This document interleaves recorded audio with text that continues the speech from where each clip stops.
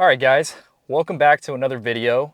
In this video, I'm going to be showing you my criteria that I am using when I'm looking to purchase these properties remotely out of state. So in my last video where I introduced myself, it was the first video for the channel. Go check it out if you haven't. I was basically talking about how I am remotely investing from Portland, Oregon, out of state, and I'm looking in St. Louis, Missouri.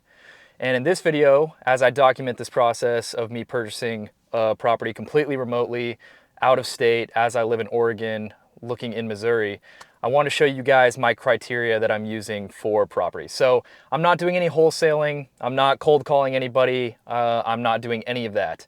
This is all going to be completely through Realtor.com and Zillow. The reason being is even though a lot of properties are posted to both Zillow and Realtor.com, sometimes I've noticed there are some that get posted to one and not the other. So throughout the day, I'm just checking it directly on my phone, and that's exactly what I'm going to show you guys, my process of searching through properties through Realtor.com and Zillow, and exactly the criteria that I'm looking for in terms of the house that I'm trying to purchase that's going to make the most sense as far as a financial decision in terms of whether or not I consider it something I'd even think about putting an offer in on. So that being said, I got Realtor.com pulled up right here. Very simply, all I do is just type in St. Louis, Missouri, and it's going to pull up a whole bunch of different things. And so once I type in St. Louis, I go to the filter button right here, and the only thing that I'm changing on the filter button is the minimum and the maximum price range for the homes. So I am not looking for new constructions or anything like that. I am looking at properties in the $85,000 to $125,000 price range. So a lot of people in the country or in the world might have this preconceived notion that you need to buy a $300,000 or $400,000 house that has all the great amenities and it's brand new and it was built 2 years ago or something like that. But from the research I've done, the houses in this $85,000 to $125,000 price range, it still makes sense. On paper, it still makes sense. I'm not looking for just anything. But I am looking for specific properties within this price range. And you guys can see here, I'll show you guys right there. In this price range in St. Louis, there are 433 houses currently on the market through Realtor.com alone. So this doesn't include Zillow potentially having some other properties on its website, but I check both of them. And so just throughout the day, new stuff gets posted all day, every day. And so I'm just periodically checking this. But that being said, my criteria is a little bit stricter than what is on here. So this list is actually a little bit smaller when you actually go in and start looking at the properties. So as I'm scrolling through here, I'm just looking at overall condition of the house, looking at the outside of it, looking at the front lawn, and making sure that I'm not trying to buy something that I have to flip or get a huge rehab going. Like I said, I'm out of state, so I'm not going to be able to walk this property. So for the most part, when I'm looking at these houses, I want it to be mostly turnkey. I have no problem paying a couple $1,000s to just do some cosmetic work, paint, get the lawn looking nice.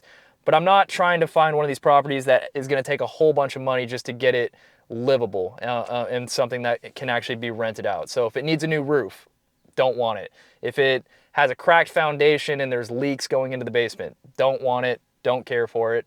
So what I'm looking for when I search up this $85,000 to $125,000 price range, number one, the bedrooms and bathrooms. So I'm looking for a 3-bedroom with 1 bath or a 3-bedroom with 2 baths.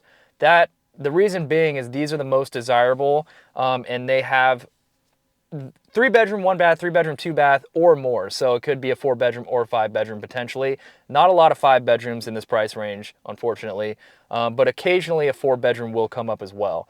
But the reason being is that 3 bedrooms just seems to be the most desirable, and the rent that it commands in the area makes the deal work. So at the end of the day, once this property is purchased, 20% down using a DSCR loan, the numbers end up working and I'm able to cash flow month number one if I do my due diligence correctly and purchase the things that I'm looking for and don't try to rush into anything. So that being said, 3 bedrooms, 2 bath. There's also a lot of 2-bedroom houses on this, on Realtor.com and Zillow as well. So a lot of the times in the closer to the $85,000 range, that's where the 2 bedrooms are going to fall. But you know, kind of just skip over those, and I'm looking for the 3 bedrooms specifically. So this one right here, for example, would be something that I would look at, a 3 bedroom, 1 bath, 109,000, almost 110,000.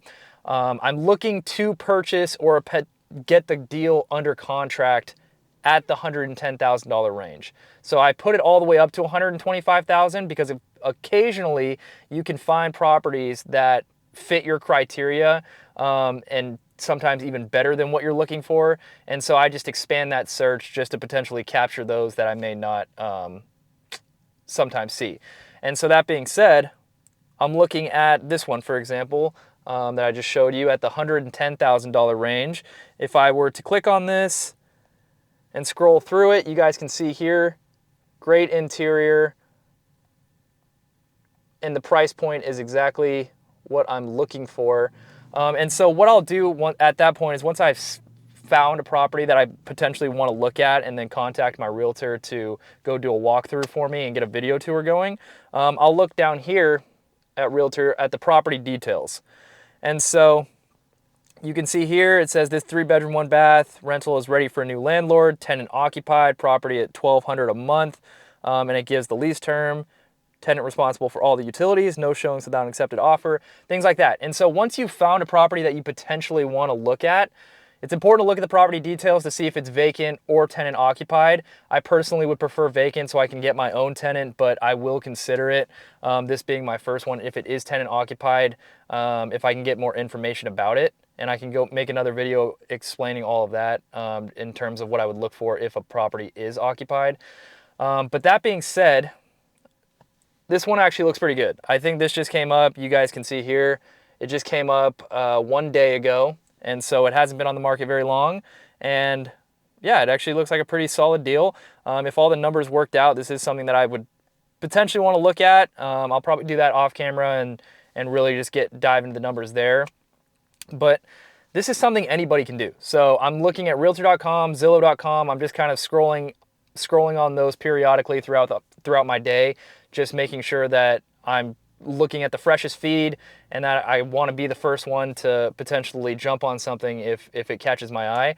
In my previous video, like I said, I'm not in a rush for anything. My money's currently in the stock market doing pretty decent with the way that the market has been going these past couple weeks. And so I'm not in a rush to pull anything out. If and when the time is right, I'd be more than happy to sell out of what I need to sell out and get this deal done. I'm going to end up using a DSCR loan to get this purchase for the first time. I have a realtor, I have a property manager that I've been speaking with, and I can make more videos explaining that whole process as well. But really, this is just a video I wanted to make to document as I move forward. My first video, it was explaining myself and creating the channel. And then moving forward, I just want to make videos that explain my process. So I thought the next logical step would just be to explain what exactly I'm looking for out in these areas. I've run my numbers, and based on when I get the mortgage and the property management, taxes, insurance, reserves, and all of that, you know, the 3 bedroom with the 2 bath, 3 bedroom with the 1 bath, I should be able to get anywhere from $1,200 up to $1,400 in rent, just depending on the area that I purchase in at that price point. And so that's what I'm looking for when I'm looking on Realtor.com or Zillow. And so I just want to show you guys that part of the process in terms of purchasing property out of state remotely.